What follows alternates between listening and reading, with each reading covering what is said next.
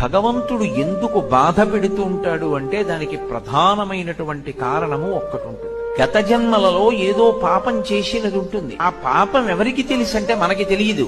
కానీ ఆ జన్మలో జీవుడు ఏం చేశాడో భగవంతుడికి తెలుసు. అది చిత్రగుప్తుడండి. ఆయన వ్రాసి పెట్టుకుంటాడు. దాన్ని అనుభవంలోకి తీసుకొస్తాడు. చేసిన పాపం కష్టం రూపంలో పోవాలి. వీడు కూడా బాధపడ్డాడు అనుకోండి, ఆ బాధ రూపంలో చేసిన పాపం పోతుంది. ఎప్పుడో ఎవరినో అనరాని మాట ఏదో అన్నాడు, వాళ్ళు చాలా బాధపడ్డారు. 2 గంటలు వాళ్ళు బాధపడ్డారు కదూ. ఆ బాధ పడినట్టే ఇప్పుడు కూడా నిన్ను ఎవరో ఒకళ్ళు ఏదో అనరాని మాట అంటారు, నువ్వు 2 గంటలు బాధపడ్డావు. ఈశ్వరుడు గత జన్మలలో చేసిన పాపాన్ని దృష్టిలో పెట్టుకుని ఫలితాన్ని ఇస్తాడు. గత జన్మలలో చేసుకున్న పుణ్యాన్ని దృష్టిలో పెట్టుకుని ఫలితాన్ని ఇస్తాడు. అలా ఇస్తాడా అండి? ఖచ్చితంగా ఇస్తాడు.